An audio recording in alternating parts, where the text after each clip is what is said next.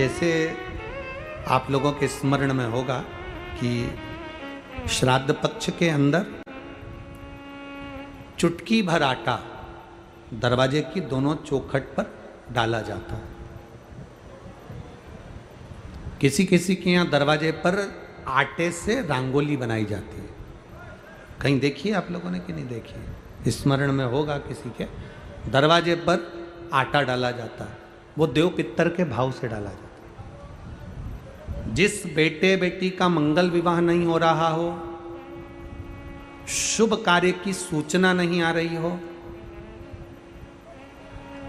बहुत दिनों से एक फाइल कहीं लगी हुई है, अटकी हुई है, नहीं काम हो रहा, हम उनसे कहेंगे ये जो 16 दिन श्राद्ध के हैं, जितने दिन निकल गए, जितने दिन बचे हैं उन दिन में आपके दरवाजे के बाहर एक चुटकी घर से आटा लाकर चौखट के इस ओर चौखट के उस ओर दोनों जगह चुटकी भर आटे को डालना प्रारंभ करो।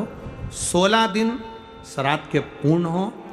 जब अमावस्या आए, किसी जलाशय, सरोवर, तालाब, बावड़ी, कुआं, उसके पास में घी का दिया लगाकर आना, बाबा से प्रार्थना कर कर आना। केवल 22 से 24 दिन निकलते हैं और घर में कोई शुभ कार्य की सूचना आना प्रारंभ हो जाती है। वो देव पितर का, वो कार्य देव पितर का। वो देव पितर किस तरह से करेगा? बेटे की शादी, बेटी की शादी, हम कहें किसी के 42 साल भी अगर उम्र हो गई है, 40 साल, 42 साल, 35 साल, 38 साल, शादी नहीं हो रही, तो कर कर देखना, एक बार बाबा से प्रार्थना कर कर देखना। देव पितर का कार्य क्या है? घर में शुभ कार्य को करवाना, घर में अच्छी चीजें लाना, गर्भ में जो बच्चा है उस बच्चे को शरीर पूरा देना, ये देव पितर का कार्य है। पितृदेव और देव पितर में बहुत अंतर है माना, बहुत अंतर। एक चुटकी आटा, अब तो थोड़ा सा रंगोली का काम ज़्यादा हो गया, नहीं तो हमने पहले भी कथाओं में कहा है कि 3 जगह पर आटे की रंगोली काम करती है, जिसका फल 1000 गुना होता है। 3 जगह पर आटे की रंगोली काम करती है, हमने पहले भी कहा। पहला, पितरों की पूजन हो रही हो, पितरों का पाटा भरा रहा हो, पितरों के लिए जोत लग रही हो, पितरों के लिए या अन्य स्थान पर कहीं पूजन हो, तो वहाँ पर आटे की रंगोली काम आती है। वहाँ पर रंग बिरंगी या पत्थर की रंगोली नहीं, मिट्टी की रंगोली नहीं, आटे की रंगोली काम आती है। दूसरे नंबर पर, तुम्हारे घर में यज्ञ हो रहा हो, घर के बाहर यज्ञ हो रहा हो, यज्ञ चल रहा हो, उस यज्ञ में 3 परिधियां बनती हैं ब्रह्मा विष्णु महेश की। देखिए आप लोगों ने, यज्ञ कुंड जो बनाया जाता है, उस यज्ञ कुंड पर पत्थर की रंगोली नहीं, मिट्टी की रंगोली नहीं, आटे की रंगोली डलना चाहिए। ये पहले डलती थी, अब लोगों ने फैशन में दूसरी डालना प्रारंभ कर दी। आटे की रंगोली डली होती है जब हम साकल्य छोड़ते हैं, अग्नि को जब हम साकल्य देते हैं, तो जिस आटे की रंगोली उस पर बनी होती है, तो हमारी जो सांकल्य छोड़ी जाती है, उसमें से एक अंश भाग हमारे पितरों के खाते में चला जाता है, जिससे पितरों की मुक्ति प्राप्त हो जाती है। तीसरा, आटे की रंगोली तीसरी, घर में शादी हो रही हो, मंडप बंधा हो, उस मंडप के नीचे जब पूजन हो रही हो, उस समय पर पत्थर की या मिट्टी की रंगोली नहीं।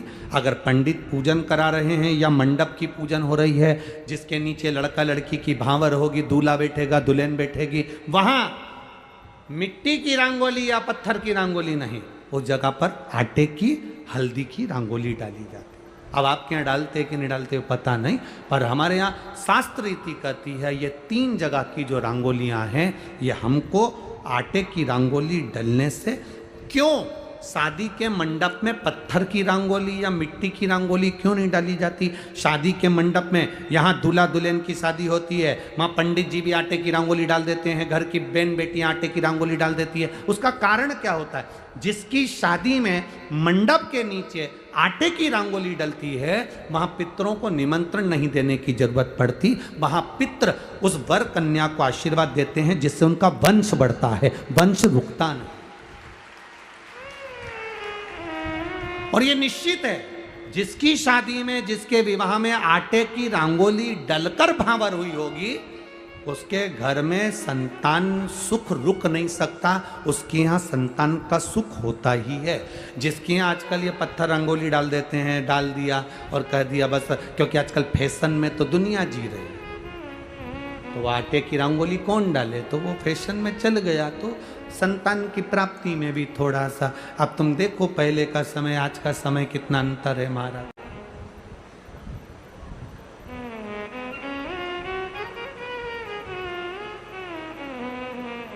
पहले के समय में संतान का सुख शादी के 1-2 साल में प्राप्त हो जाता था। आज के समय में संतान का सुख जब तक डॉक्टर के यहाँ दोनों जांच नहीं करा कर जाए, दिखा कर नहीं आ जाए। सब लोग कह रहे हैं डॉक्टर साहब जरा देखो संतान, डॉक्टर साहब बोले जांच करना पड़ेगी, बहू की भी जांच हुई, बेटे की भी जांच हुई, सब अच्छा है, उसके बाद भी संतान का सुख नहीं, उसके बाद भी संतान की प्राप्ति नहीं। शिव तत्व को जानिए। शिव महापुराण की कथा कहती है 3 जगह आटे की रंगोली की मूलता है। बोलेंगे आप लोग, पहला स्थान दरवाजे की चौखट, दूसरा स्थान बोलते जाओ जल्दी यज्ञ कुंड, तीसरा स्थान शादी का मंडप, जहां पर भले चुटकी भर आटे की रंगोली बने पर वो जरूरी है। 3 स्थान आटे की रंगोली के मूल। ये उसी तरह है जैसे तुम्हारे दरवाजे पर तुम मोती की बंदरवाल लगा लो, चमकदार बंदरवाल लगा लो, हाथ से बनी हुई बंदरवाल लगा लो, पर जब तक तुम आम के पत्ते की बंदरवाल नहीं लगाते तब तक घर में लक्ष्मी का प्रवेश नहीं होता है।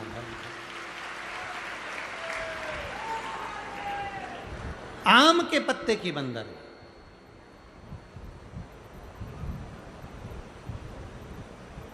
कहा गुरुजी आम के पत्ते की क्यों? तो शास्त्र कहता है, शिव महापुराण में उमाखंड कह रहा है, कामदेव आम के पल्लव में छुपकर बाण मार रहे थे। कहां छुपे थे?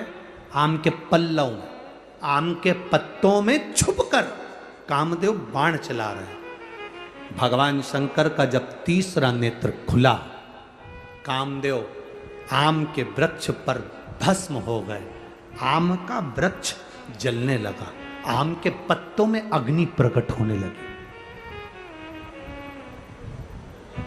तब वरुण देव आए और वरुण देव ने आकर हाथ जोड़कर निवेदन करा, बाबा बाबा। भोलेनाथ जी बोले क्या बात है वरुण? वरुण जी कहते हैं इस आम के वृक्ष ने तो कुछ नहीं बिगाड़ा, फिर ये क्यों जल रहा? आप कृपा करिए, दया करिए। शंकर भगवान ने वर प्रदान कर दिया, तूने मेरी दृष्टि का तेज ग्रहण करा है, मैं तुझे वर देता हूं। जिसके दरवाजे पर आम के पल्लव की बंदरवाल बंधती है, उसके घर में मेरी दृष्टि सदा पड़ी रहती है, वहां रोग व्याधि दुख नहीं आता। अब तो आम के पत्ते गायब हो गए और आम के पत्ते की जगह प्लास्टिक के आम के पत्ते बनकर आ गए, और लोगों ने उसी प्लास्टिक के आम के पत्ते की बंदरवाल बांध दी। महाराज आम के पल्लव पर शंकर की दृष्टि पड़ी, क्योंकि कामदेव जलकर भस्म हुआ था उसी आम के पल्लव पर बैठकर। आम के पल्लव पर